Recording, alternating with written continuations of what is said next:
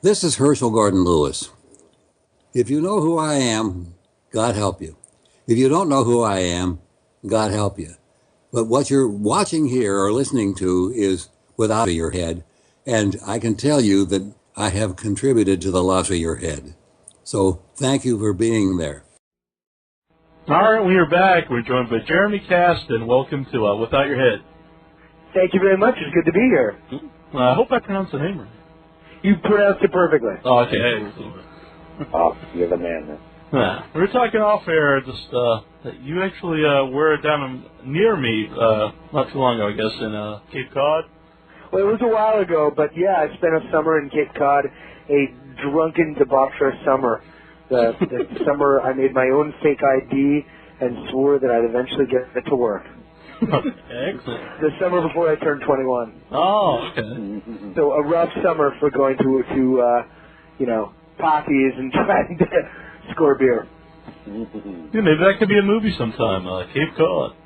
There's definitely a lot of horror movie elements on Cape Cod, but especially in the off season, when nobody's there but the locals, and it's just a desolate sandbar with the wind moving through it. It's creepy as hell. I'll let everybody know too. You got the new movie coming out, Wizard of Gore, and you can check that out, wizardofgorethemovie.com. That's right. And were you a fan of the original one? I grew up on the Lewis movies, and yeah, of course, I saw you guys just did an interview with Herschell, and I'm dying to hear it, actually. When the video boom first happened, when I was a kid, and you would still rent VCRs, and they had the big handle on them, and you'd have, like, a birthday party for your friend, you'd have all your friends over for your birthday party, rent a VCR, and video stores were like few and far between. You drive 30 miles to go get the VCR and movies. And I remember the Lewis movies came out really fast. Like there was maybe 40 titles in the horror section, and the Lewis titles were among them right away. And so I think maybe one of the first movies I rented on my own was Color Me Blood Red. I think it was the first one I saw, which is so arbitrary, of all the movies. Right. And I was immediately hooked. And I watched them obsessively. When you're 11, 12, you think nothing of watching a movie 10 times. and I would. I'd just sit and watch the Lewis movies. But Wizard always held a special place for me because I think even at a young age, I knew it was special and psychedelic and weird and surreal, and I really like that about it. I always have. But by the same token, I always thought that it would be really cool to update it somehow and make it, completely modern. And then once I was in high school, I was like the not punk rock guy with all the punk rock friends, kind of. Right. And it sort of gave me the spark of the context. But I can't really take credit for it. The writer, Zach Chaffler, I have to say that, he and I had sort of a lot of aesthetic connections in talking about redoing The Wizard of Gore, but Zach really had a whole take on it and a whole world that he was able to build it around that was, fucking spectacular. Should I not first? You can say anything you want on here. That's fine. Oh, thank God. Definitely. Right. We'd be off. But actually, what you said about Color Me Blood Red, I would agree. That's more like that's probably like his most mainstream kind of a movie. It's really great in a weird way. It's really linear, and it's it's like Hitchcock if he was given no money a weekend to make the movie, and he was drunk the whole time. Right. That is a great film, though. Yeah, I love that movie. Zach and I played with how do you update Color Me Blood Red, but I think it's just. Its relevance may have come and gone in some ways. Or I haven't landed on it. I'd love to do more of them, but it's each movie is such a huge effort. When we started the process, we thought we were going to do like 3, 4, 5 of these H.G. Lewis movies as remakes, and this is before 2001 Maniacs. But they already had the rights, and I think they were in pre-production or development on it. And so we were working on some other ones, and the idea was for my two producers, who I made my first movie with, was for the three of us to make a bunch of movies, because making movies isn't terribly profitable. and it's not really a good way to make a living. But making a bunch of movies and having a bunch of movies financed, you have a little more security for the next couple of years. Mm-hmm. So we looked at doing that, but frankly, for it to work, you'd have to make them at a really kind of low budget, and then I think that you're not changing it up. And I think if you're going to do a remake, you have to sort of reconceive the movie in some way. Right. Instead of just remaking it scene for scene. Just update it. You don't want to rehash it. Yeah. Oh, but which is Psycho. That's so sad, you know. Yeah, I never understood that when they remade it scene for scene. I love Gus Van Sant, but it just makes me kind of sad and confused. Yeah. What would you say like the biggest difference is between yours and the original?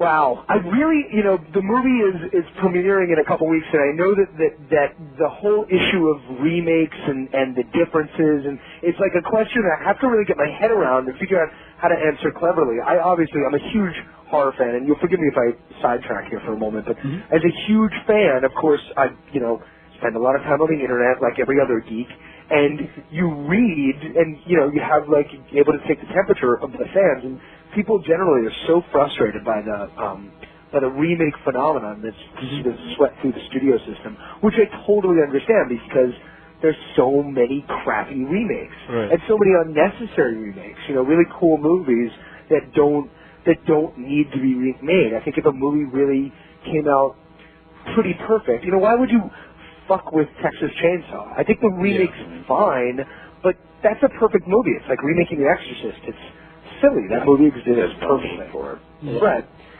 With Wizard, and I don't mean to suggest that it's not an enjoyable film because, God knows I've watched that movie 50 times, but it's not a perfect movie by any stretch of the imagination. And I talked to Herschell last week, and he said exactly that to me. He said, if any movie out of all my movies deserves to be remade, it's Wizard. That movie was sort of had so many problems with production, and he, Ray Sager, as much as we as fans think that performance is so ridiculous and fun and over the top, that's not who Herschell cast.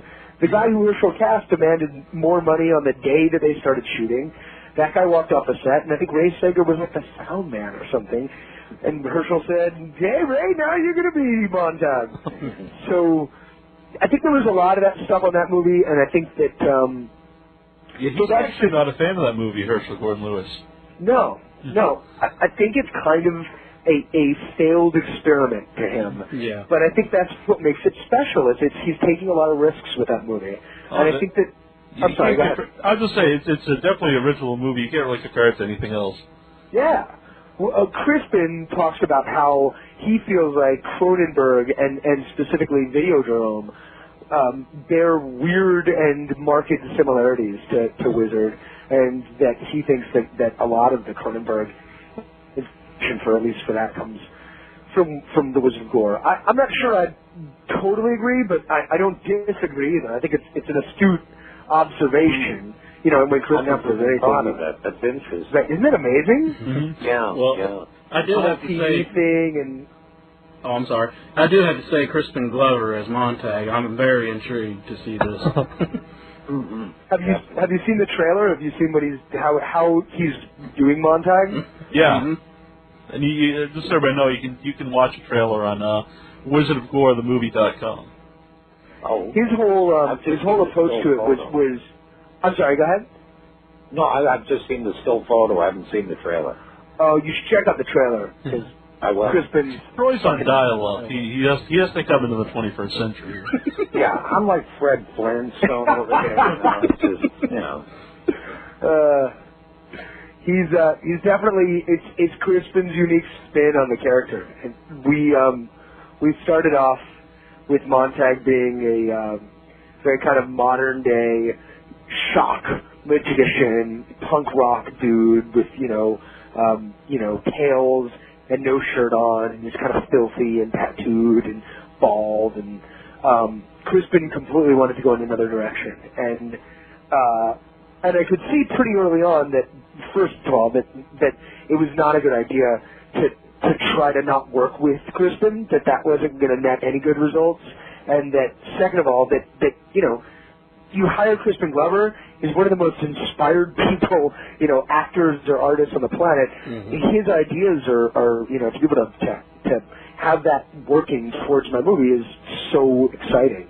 And he came up with the notion, I wish I could take credit for it again, but it's really him, of playing the sort of effeminate, God, what are those guys' names, the German dudes? What are the lines? Right? Yeah. Right. Like playing that kind of completely over the top, very showman, but hugely, there's no doubt they're hugely popular, most successful magic act of all time. Mm-hmm. Playing that kind of thing with Montag, not too over the top, still a little bit classical magician, but all in white with this cod piece and giant bouffant kind of hairdo. Mm. It's awesome, and he does this great, complete departure from anything I've ever seen him do before. That's really, it's insane. It's totally disturbing. And when he's doing that, and he's contrasted on that stage with, cricket suicide, some hot, naked suicide girl, and he's cutting her open and sniffing her intestines. That's movie magic to me, man. Did you have any hand in casting Crispin Glover, or was he already part of the movie when he came in? Me? Yeah. Yeah, no, the movie was my baby. I mean, I conceived of remaking it. I shouldn't say my producers and I conceived of remaking it. It was my idea, but they tracked down the rights and negotiated it for a long time, found the guy who had them, and then we took it around trying to raise money for it, and raised enough to hire a casting director, hired the casting director, got Crispin involved, got Kip involved, did the deal with Suicide Girls to bring them on. So yeah, no, Crispin was completely came from us. It's got a great cast, not only as Crispin Glover, it's got Jeffrey Combs and Brad Dourif. It's a cast that I can say with complete honesty is everybody's my first choice. It's the most amazing thing to have a cast. Bijou Philips is in it, and ever since I saw Bully, I always wanted to work with her. And years ago, when we started this movie, I was like, oh my God, can you imagine if we had Bijou Philips play Maggie? Mm-hmm. And then lo and behold, with Bijou Philips playing Maggie, I feel really, really lucky. I think one of our fans had a question about the Suicide Girls. Yes, El Santo, he wanted to know, who and why did you pick the Suicide Girls for models in the movie? Who and why? Or how and why? How and why. I'm sorry. How and why. Okay. I think you said who and why. But. Yeah. You guys have been drinking more than me tonight. Let's see. The movie always had, from Herschell's version, this element of these girls who are on stage that Montag the Magnificent is cutting open and they're being tortured on stage in some manner. And in the original, they're volunteers or whatever, but it seems like, wow, they're sharing so much stage time with the guy, it'd be great to have them be something other than just nobody. And they're naked in my movie, and I wanted them to be hot. So that's, you're already 3/4 of the way towards Suicide Girls. And then on top of that, the world that the movie occupies is a post-punk, industrial, downtown kind of world that's very much the world of the Suicide Girls. That modern, goth or post-punk, pierced and tattooed girl that kind of owns her own sexuality. There's a lot of the movie has a lot of weird stuff dealing with sort of whether what Montag is doing is misogynistic or whether these girls own their own sexuality because they're choosing to be on stage. It plays with that a little bit, which I think is interesting. And the Suicide Girls just fit really neatly in that. Plus, I'm a member of the site, and I just think they're hot. I think it's a cool thing, and I like it. Yeah, I think that's probably the main reason. Oh, they're easy on the eye, definitely. Yeah, well, for the most part. I was just saying it's right in the title, Wizard of Gore. How important is gore in the movie? Very, you can't make the Wizard of Gore without gore. It's very important, and having good effects and a great effects team was hugely important. And Autonomous Effects came through in spades. Sort of on the topic of the Suicide Girls, one of the things that made the effects really hard is you're talking about girls who have really beautiful, really specific ink on their body. So when you're building, we had to create sections of these girls for effects that would get swapped out, or where part of it would really be them, but part of it would be an appliance or whatever. But on top of their budget for creating all these amazing bodies and appliances and exploding heads or whatever the fuck, they had to also spend money to have people create the tattoos on the silicone bodies, which was like a whole process of figuring out how to do that. Mm-hmm. That was very cool. I never thought of something like that. Yeah, I didn't either. Neither did my friend Dan when we budgeted, but we figured it out pretty quick. I'll say, I bet you could put some of that stuff up on eBay after the movie's out. Fuck yeah! I wish that I wish I had some of that stuff. I don't end up walking away at the end of the movie with all those great silicone bodies, but boy, there's some great coffee table pieces sitting in our storage facility in the valley right now. Right. No, some people might buy them. They might end up in their bedrooms. You never know.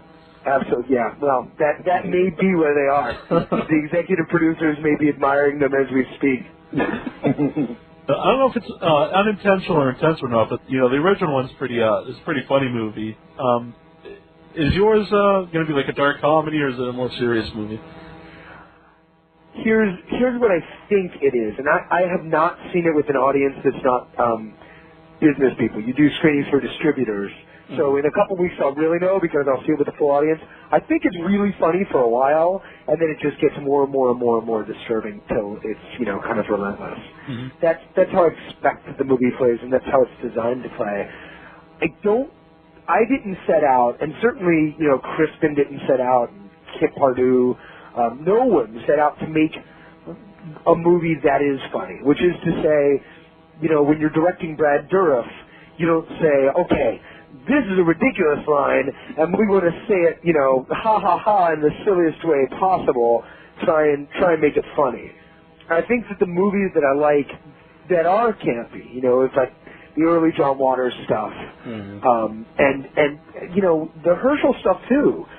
Anything that I watch and get gleeful watching is very, very self-serious. And everybody intended to make the best movie with the best performances they can. I agree. And I think that you just get a better movie that way, Yeah. I kind of think like some of the old trauma movies, or like when they went out to actually make a good movie, and then they're funny. But when they go out to actually make a movie that's like not a good movie to be intentionally funny, I don't think it ever works. I agree.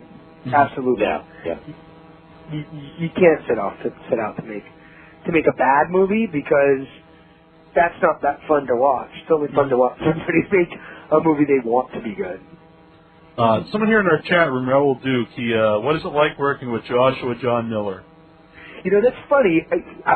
Raoul Duke comes up so much on the internet. That guy is ubiquitous.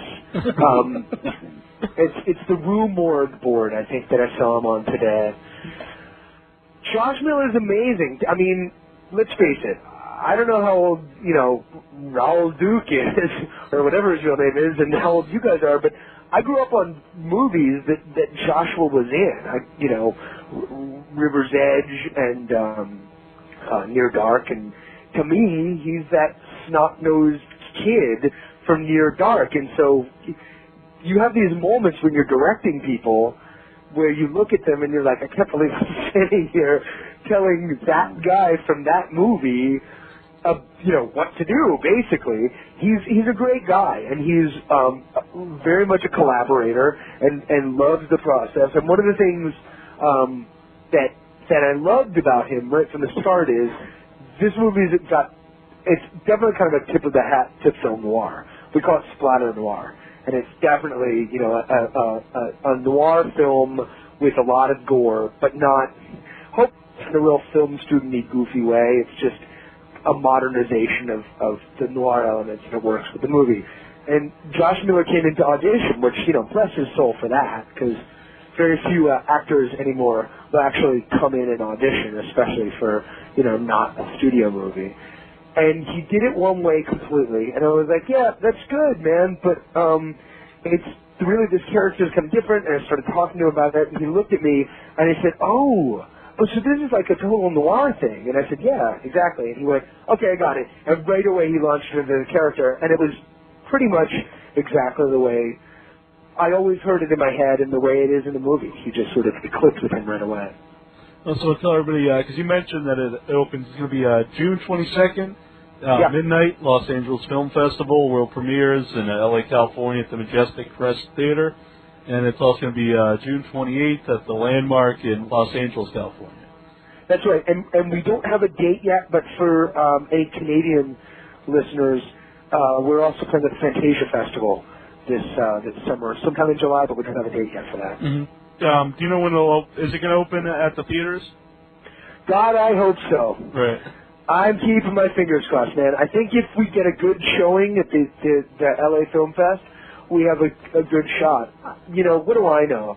Movies come out in theaters, and I think, like, how the fuck did that come out in theaters? Right. And movies go straight to video, that I'm like, wait, what? That's the greatest movie that ever was. So, I don't know, but I definitely think that this movie has a really good chance of actually showing up out there. Mm-hmm. I should get a caller here. Who is this? This is El Santo Loco. Hey, you're on air with Jeremy Kasten. You got a question? Yeah, I just want to ask this question because I'm a big fan of the first, the original movie. And also, the other question was asked, but did you handpick which Suicide Girls you wanted to be in your movie? You better believe it. Absolutely. Oh, Santo's jealous. Yeah, he wanted to literally handpick them, I believe. Yes. Yeah, because I'm a big fan of the the original and the Suicide Girls, because so this is gonna look like a good combination here. I'm glad to hear that. I think so. I think it's a good way to bring two pretty fantastic things together. Herschell Gordon Lewis and Suicide Girls. Yeah, I got to meet a lot of them because we auditioned. There's one part that's bigger than all the other ones that the Suicide Girls have. It's a big speaking part. And so we got to audition a bunch of them, and they were all really sweet, like not at all standoffish or uncool. They're just, smart, cool girls. I was really, more than anything else, probably the biggest surprise was that they're all, like, pretty well read and pretty smart and, like, much more into geeking out and talking about video games or comic books than, like, hanging out and being sexy, Right. So how many of them did try out for the movie?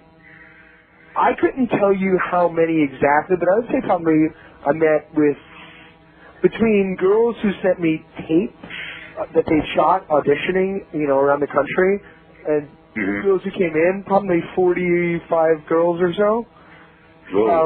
And there's 4 main girls in the movie. Flux, Amina, Cricket, and Nixon are all have good sized parts of the movie. But there's a bunch of girls that appear all over the movie.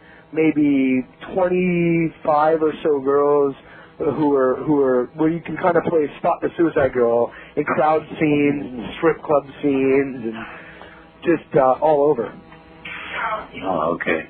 Great. All right. Well, thank you very much. I'm looking forward to seeing the movie. I hope you enjoy it. Thanks for calling in. Hey, no problem. Thank you. By the way, Raoul Duke says he's 20. Really? Yes. Wow. Anything you want to tell everybody out there before I let you go? It's great to be on your guys' show. I am, a huge horror fan and always have been, and you always want to be able to say that to people and explain that to me, I live in LA and I'm making movies and that's really cool, but it still seems like some crazy ass dream to me, and I always feel like I'm much more at home and much more connected when I'm talking with you guys and hanging out with, my friends here, where we just party and, geek out on movies or hang out and watch movies. And I feel really lucky, but I also really hope that I'm at least sometimes getting close to representing okay, if you know what I mean. Like, right. And I'm making the movies that people want to see, and that, by not, like, fighting hard to make $50 million movies, but trying to figure out a way to make movies that are a little closer to what I want to do, that I'm sort of making the films that the fans want to see. So I really hope you guys like The Wizard of Gore. I'm really looking forward to it. I got to admit, when I first heard that they were remaking The Wizard of Gore, I was like, man, that's a weird movie to remake. But after seeing the previews and stuff for it, the trailer for it, it looks great. Especially when I heard Crispin Glover was in it. Yeah, I'm really proud of that. Wrong, man. Right? I mean, that's the perfect casting for Montag. How can you fuck that up? I think. I'm sorry. I was asking John if he had a little Montag impression for us. No. You don't got a little Montag for us, John? Oh, wait a minute. It is actually something that if we just talk off air, sometimes we'll just say, Montag did it. I guess the one would be, you have powers too? Wow. What's the word he says wrong? I always forget. There's like one word where he stumbles on it and said it wrong, and it's still in the movie. Do you know what I'm talking about? I don't remember. It's like as if you said like exclamations instead of explanations or something like that. Like, it's really obviously wrong, and it's in the movie. It's so I can't remember. It's so good. Yeah, there's all kinds. Like at the beginning when he gets his head cut off, and you can see his head sticking out from behind the guillotine. That's pretty good stuff. Oh, that's classic stuff. Now, let everybody know, too, you got some DVDs, some movies out on DVD people can pick up. You got The Thirst, All Souls Day, The Attic Expeditions. I guess you get those all on Netflix, too, if you wanted. Absolutely. All Souls Day I enjoyed. I've seen that one. I really enjoyed it. Yeah, that was on Sci-Fi, I believe. That's right. It's very much, you know what, I've taken a lot of flack for All Souls Day, and for the most part I've taken my beatings for that movie, but I'll tell you what, it's a perfect movie for the Sci-Fi Channel. It's completely, it's a love letter to 1950s drive-in movies, and it's, I dare say, a mite better than a lot of the other crap I've seen on there. So, yeah, it's not a great horror movie, and it's certainly not a great zombie movie, but it's a great dopey movie. Yeah. All right, everybody check out The Wizard of Gore, themovie.com. I want to thank you for coming on. Really appreciate it. Hey, guys, thank you so much. Yeah. Can we keep you for 1 second? Thank you. That was a good one. Hey, this is Bill Mosley. I play Otis in House of a Thousand Corpses and Devil's Rejects and Chop Top and Texas Chainsaw Massacre 2. And you're listening to withoutyourhead.com. Don't touch that dial or I will lick your plate. Oh, no.